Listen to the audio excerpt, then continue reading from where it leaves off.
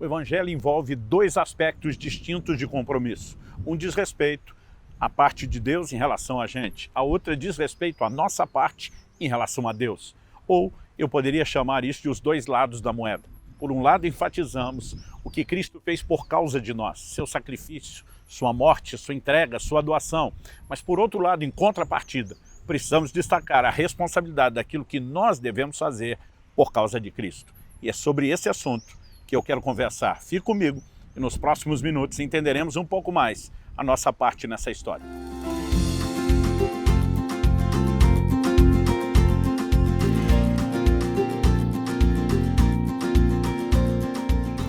Estou hoje na cidade de São José dos Pinhais, passando para trazer mais uma palavra ao seu coração. Em João, capítulo 12, dos versos 27 até o 33, nós lemos: palavras do Senhor Jesus: agora minha alma está angustiada. E o que direi? Pai, salva-me desta hora? Não, pois foi precisamente com esse propósito que eu vim para essa hora. Pai, glorifica o teu nome. Então veio uma voz do céu: eu já o glorifiquei e ainda o glorificarei. A multidão que ali estava e que ouviu aquela voz dizia ter havido um trovão. Outros diziam: foi um anjo que lhe falou. Então Jesus explicou: não foi por minha causa que veio essa voz, e sim por causa de vocês. Chegou o momento deste mundo ser julgado, e agora o seu príncipe será expulso. E eu, quando for levantado da terra, atrairei todos a mim. O verso 33 ainda acrescenta: ele dizia isso, significando com que tipo de morte estava para morrer. Interessante que Jesus fala de um momento de angústia, onde como homem seria inclinado a querer escapar da morte. Então uma voz se manifesta dos céus. As pessoas não entenderam a voz, mas perceberam, que alguém havia falado algo, sugeriram ser um anjo, parecia um trovão. E o reconhecimento de Jesus é: a voz não se manifestou por minha causa, e sim por causa de vocês. Ou seja, não é apenas a expressão e o amor e o cuidado que o Pai tem para comigo, o seu Filho, mas a única razão para ele me fortalecer, para que eu enfrente a cruz, é porque no final das contas, isso tudo é por causa de vocês. Vocês serão os beneficiados. Então nós não podemos negar em absoluto que aquilo que Cristo fez foi por causa de nós. Mas o que nós precisamos entender é que a partir do momento que abraçamos a fé, que nos dispomos a crer e a servir a Cristo, entra em vigor um código de conduta, uma resposta digna ao Evangelho que nos alcançou, que diz respeito àquilo que eu e você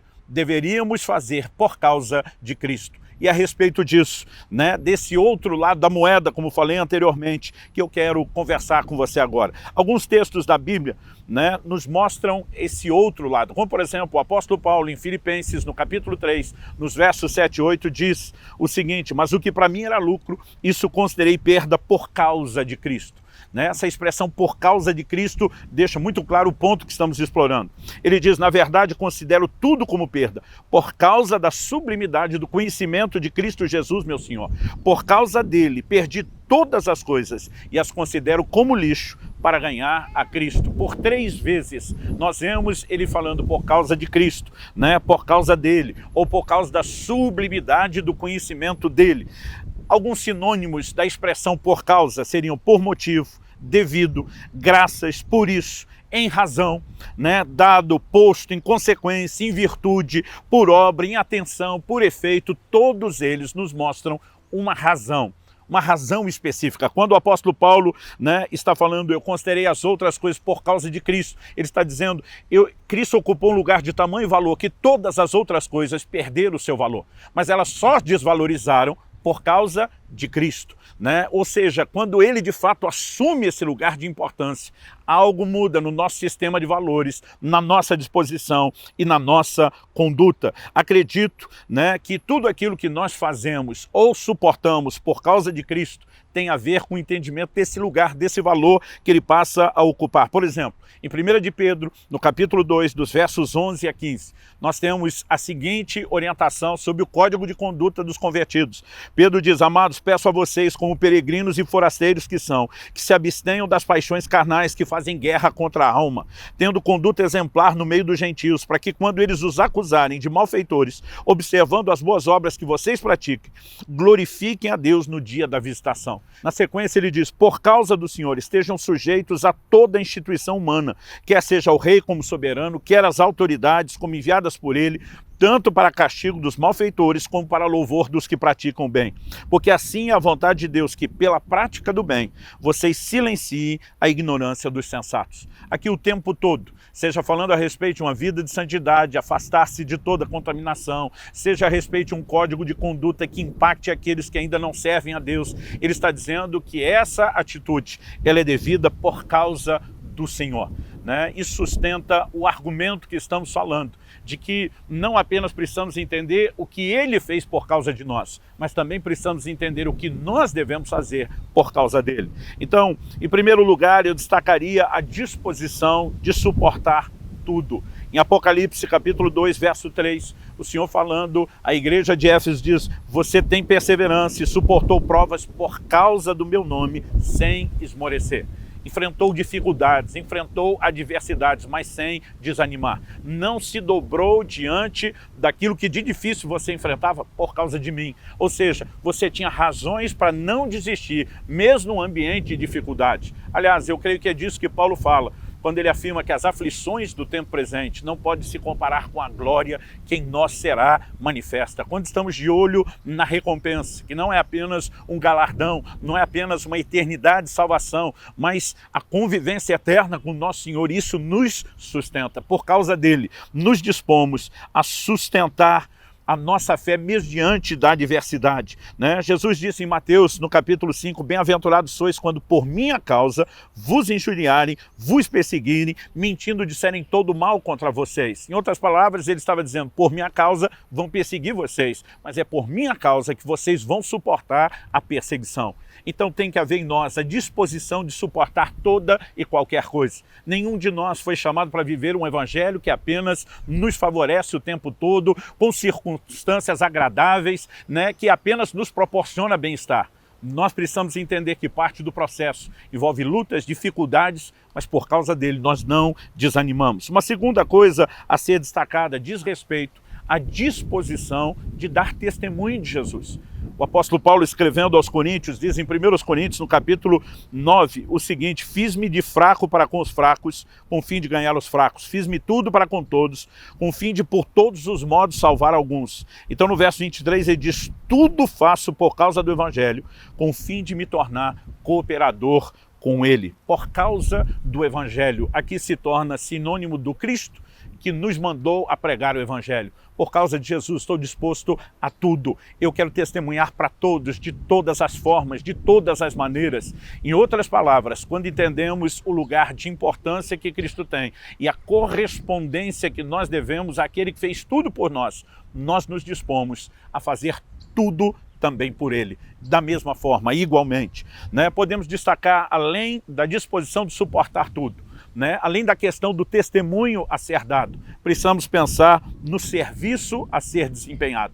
É lógico que testemunhar é parte do serviço, mas o serviço é mais abrangente do que mere simplesmente o testemunho. E segundo aos Coríntios, no capítulo 4 e no versículo 5, Paulo diz, porque não pregamos a nós mesmos, mas a Jesus Cristo como Senhor e a nós mesmos como servos de vocês por causa de Jesus. Né? Ele está dizendo, nós nos colocamos como servos de vocês por causa de Jesus, o que produz em nós o espírito de serviço, a disposição de ministrar, de trabalhar por causa de Jesus. Né? Quando entendemos o lugar de importância que Cristo tem, nós precisamos entender o lugar de importância que as ovelhas dele também têm. Aliás, o Senhor perguntou para o apóstolo Pedro, Pedro, você me ama? Ele disse, tu sabes que eu te amo. E ele por 3 vezes diz, então apacenta as minhas ovelhas. Em outras palavras, se você me ama, ame aqueles que eu amo. Se você se importa comigo, importe-se com aqueles com os quais eu também me importo. Ou seja, por causa de Jesus, nós nos dispomos não apenas a suportar tudo, não apenas a testemunhar aos que precisam de salvação, mas nos colocamos como servos daqueles que também já foram salvos. Porque esses ainda precisam de cuidado, precisam de ajuda, precisam de orientação, precisam de crescimento. quando nós enxergamos essas declarações, né? E eu posso dizer que às vezes o por causa de Cristo se confunde com por causa de vocês. O apóstolo Paulo diz em Filipenses, no capítulo 1, mas por causa de vocês é necessário que eu continue a viver. Ele diz, eu desejo partir e estar com Cristo, o que é incomparavelmente melhor, mas por causa de vocês eu me disponho a ficar mais tempo. E esse por causa de vocês não era apenas o valor deles de uma forma isolada, mas era o valor que Cristo atribuía a eles. Então nós podemos dizer que essa declaração, por causa de vocês, era uma extensão de por causa de Cristo. Até porque em Filipenses, no capítulo 2, no verso 30, Paulo diz, porque por causa da obra de Cristo, falando do exemplo de Epafrodito, que quase morreu, ele diz, por causa da obra de Cristo, ele quase morreu, arriscando a própria vida,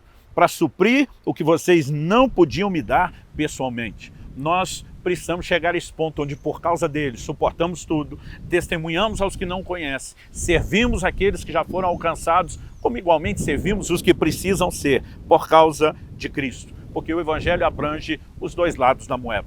Se nós enfatizarmos só o que ele fez por causa de nós, estaremos com uma perspectiva unilateral, incompleta e egoísta. Mas quando entendemos aquilo que devemos a ele em contrapartida, a frase por causa dele, isso nos ajuda a enxergar não algo que será tratado isolado, mas que de maneira associada ao por causa de nós e associando então o por causa de Cristo, nós temos a visão completa. Eu termino dizendo que em 2 Coríntios 5, 14 e 15, Paulo diz, pois o amor de Cristo nos constrange, julgando nós isso, um morreu por todos, logo todos morreram, e ele morreu por todos, para que os que vivem não vivam mais para si mesmos, mas para aquele que por eles morreu e ressuscitou. Por causa do que ele fez morrendo por nós, nós que agora vivemos e não precisamos morrer, porque ele nos substituiu com a sua morte, devemos viver para ele, ou seja, ele morreu por causa de nós, mas em contrapartida devemos viver por causa dele.